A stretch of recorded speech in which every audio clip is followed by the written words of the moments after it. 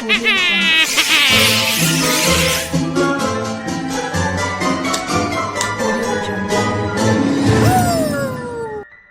कथाओं की नियम साफ थे। रात 2 बजे खरोंचें, नींद में घुसपैठ और अपना ही चेहरा पूरी तरह भूल जाना। लेकिन क्या हो जब ये साया सारे नियम तोड़कर सीधे बिस्तर के पास आ जाए? आखिर ये दिखता कैसा है?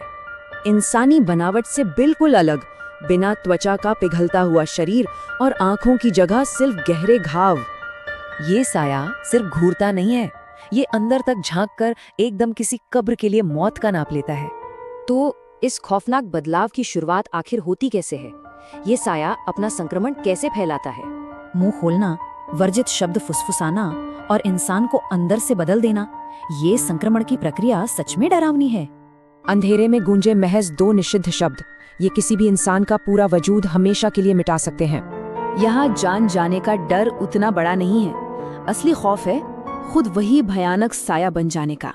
इस दानव को किसी ने नहीं बनाया, इसने हमारे बेकाबू खौफ से खुद को ही जन्म दिया है। उंगलियों पर धीरे धीरे चढ़ती काली परत, असल में एक ऐसा खौफनाक सच सामने आया है जो बेहद डरावना है। उस अनजान जीव के महज 2 शब्दों ने एक परजीवी की तरह रोहन के सोचने का पूरा तरीका बदल दिया। रहस्य को समझने के लिए 2 सदी पीछे 1823 के खुजराली गांव के स्याह इतिहास में जाना बेहद जरूरी है। वहां धनंजय नाम का एक अंधा वैद्य था। वो लोगों का गहरा डर सोखकर उनकी गंभीर बीमारियां ठीक करता था। गांव वाले उसकी इस रहस्यमयी विद्या से इतना ज्यादा डरते थे कि उसे देव नहीं बल्कि दैत्य मानते थे। अकाल की उस रात एक हताश माँ ने धनंजय से अपने बच्चे का सारा डर निकालने की जिद पकड़ ली। मगर इलाज में एक भयानक बात दिखी। धनंजय ने उस बच्चे के अंदर खुद अपनी ही माँ का खौफ देखा। उस खौफ ने धनंजय की आंखों को अंदर से जला दिया। ये आग नहीं बल्कि एक बिल्कुल अलग ऊर्जा थी। धनंजय महज एक इंसान था, लेकिन ये नया जीव इंसानों को अंदर से पूरी तरह खोखला कर देता है। ये सामान्य भूत नहीं बल्कि जिंदा डर है, एक ऐसी इकाई जो सिर्फ और सिर्फ डर को सोखना जानती है। ये जीव डर पहचानकर छाती में घुसता है और खौफ सोखकर सीधे शिकार को ही अपनी आंखें बना लेता है। इसका असर भयानक है। यादें मिटती हैं, आंखों पर काली परत छाती है और इंसान बिल्कुल खोखला हो जाता है। रोहन इस हमले में सिर्फ इसलिए बचा क्योंकि जीव ने धनंजय की जलती हुई यादें उसके साथ बांट लीं। सच वाकई खौफनाक है कि ये जीव इंसान की सबसे निजी चीज यानी उसके डर को ही चुरा लेता है। अब वर्तमान में लौटते हैं। वो बिना चेहरे वाला खौफनाक जीव इस वक्त रोहन के बेडरूम में ही खड़ा है। जीव गले तक पहुंच रहा है, काली परत चमक रही है। अब यहाँ से रोना या भागना बिल्कुल नामुमकिन है। बचने का बस एक रास्ता है, वो प्राचीन विद्या जिसे अब ये जीव खुद भी पूरी तरह भूल चुका है। तो सबसे बड़ा सवाल, रूपांतरण से पहले इस जिंदा डर को रोकने वाला वो भूला हुआ ज्ञान आखिर क्या है? एक माँ आखिर कब तक अपने बच्चे को रोकेगी? असली खेल शुरू होता है रात ठीक 3:33 पर। पसीने से तर सपना और आईना गायब। ध्यान दें, यहाँ क्रीचर कोई आम भूत बिल्कुल नहीं है। ये पीढ़ियों का ट्रॉमा और श्राप है। आईने की जगह रोहन को मिलता है एक चमकता काला दरवाजा, जिसके अंदर बस गीली अंधेरी सीढ़ियां हैं। सीढ़ियों पर उतरते ही रोहन का शरीर धनंजय में बदलने लगता है। एकदम गिरहोंटे खड़े कर देने वाला बदलाव। ये दर्शाता है 200 साल का वो दर्दनाक चक्कर, जहां एक भटकता लड़का बस शांति ढूंढ रहा है। माँ, बच्चा, क्रिएचर का अस्तित्व बस इन्हीं 2 शब्दों में सिमटा है। ये एक अनंत दुख है। अब यहां फर्क समझना जरूरी है। एक तरफ है डर का श्राप और दूसरी तरफ गहरा इंसानी दर्द। क्रीचर के आंसू देखकर रोहन आखिरकार उसे छूता है और पूरी तरह माफ कर देता है।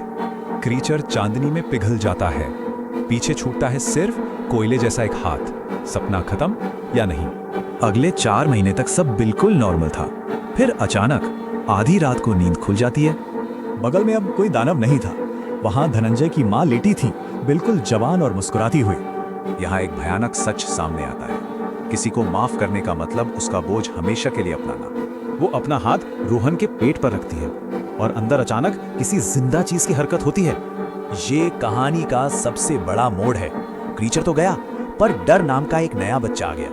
इस डरावनी आखिरी आवाज के बाद अब हमें सोचना पड़ेगा, क्या असली आतंक तो अभी शुरू हुआ है?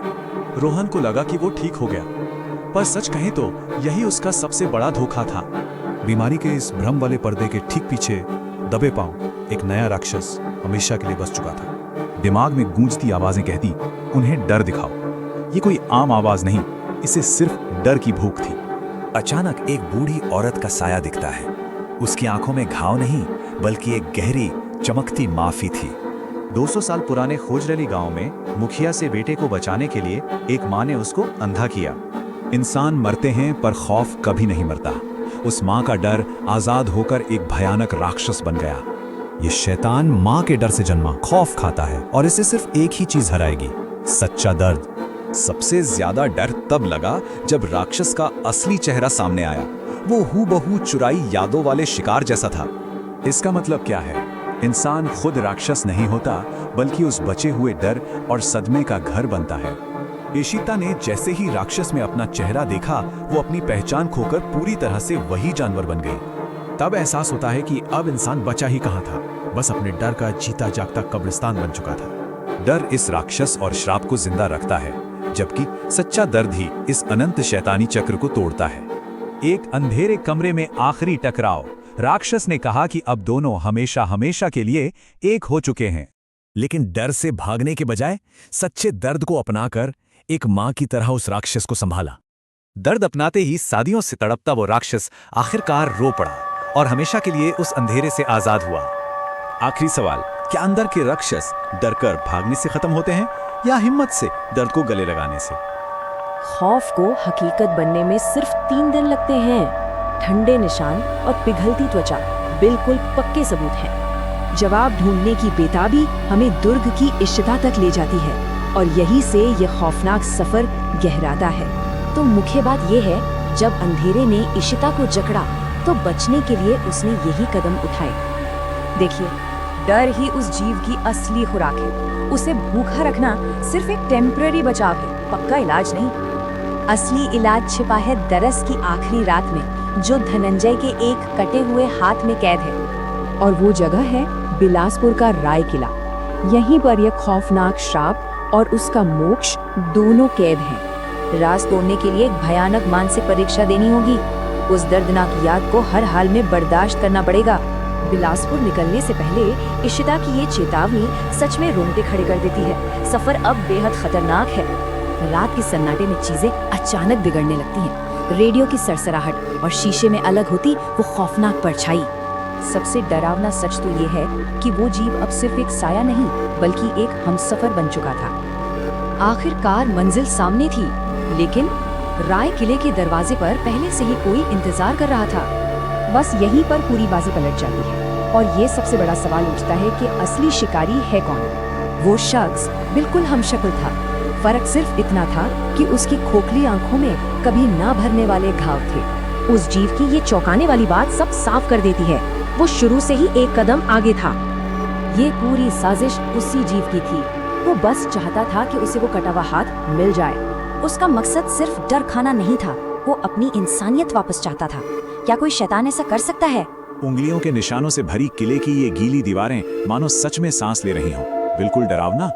जैसे ही रोहन तहखाने की सीढ़ियां उतरा, कुछ घसीटने की भयानक आवाजें आईं और फिर अचानक घुप अंधेरा छा गया। उसी घुप अंधेरे में मिट्टी जैसे ठंडे और पिघले हुए एक अजीब हाथ ने रोहन को कसकर पकड़ लिया। तभी अंधेरे में शांत खड़े एक साये ने रोहन के कान में ये खौफनाक सवाल फुसफुसाया। बिना चेहरे वाले इस जीव के खोखले सीने को छूते ही रोहन अचानक सीधे अतीत की गहराइयों में जा गिरा। अब कहानी 200 साल पीछे जाती है, जहां धनंजय एक बुरी तरह डरे हुए बच्चे को हिम्मत दे रहा था। दरअसल इस खौफनाक जीव का जन्म धनंजय की जलती आंखों से बहने वाली उसी काली चमकती राख से हुआ था। धनंजय ने सख्त चेतावनी दी थी, अगर इस जीव का नाम रखा गया तो वो किसी की आंखें छीन लेगा। खौफनाक बात यह है कि धनंजय ने राजा की तलवार से अपना ही दाहिना हाथ काटकर अलग कर दिया था। राजा राय सिंह ने श्राप को रोकने के लिए उस कटे हुए हाथ को एक ताली में कैद कर दिया। इस खौफनाक चेतावनी के गूंजते ही अतीत का वो सपना टूटा और रोहन झटके से वापस वर्तमान में आ गया। वर्तमान के उसी तहखाने में एक पत्थर की चौकी पर कोयले जैसा काला और सूखा हुआ वही हाथ रखा था। उस हाथ से एक मां की आवाज के साथ साथ हजारों डरे हुए लोगों की चीखें भी गूंज रही थीं। तभी उस हाथ की टूटी उंगली से एक जली हुई आंख निकली और सीधे रोहन के सीने में घुस गई। मौत जैसे उस भयानक एहसास के बाद जीव ने धनंजय की सबसे गहरी इंसानी यादें रोहन के अंदर डाल दी। यहाँ वो साया पहली बार धनंजय की आवाज में बोला। ये उनकी साझी इंसानियत की एक बेहद भावुक याद थी। इस विश्लेषण का मुख्य संदेश यही है, डर से भागने के बजाय दर्द को अपनाने से ही जीत मिलती है। अंत में वो साया अब खौफनाक नहीं था। वो धनंजय की मां का चेहरा पहनकर शांति से मुस्कुरा रहा था। तो सोचिए, क्या हमारे सबसे गहरे डर तभी खत्म होते हैं जब हम खुद अपने दर्द का सामना करते हैं? ऐसी और डरावनी वीडियो देखने के लिए हमारे चैनल को सब्सक्राइब करें, लाइक करें और इस वीडियो को ज़्यादा से ज़्यादा शेयर करें।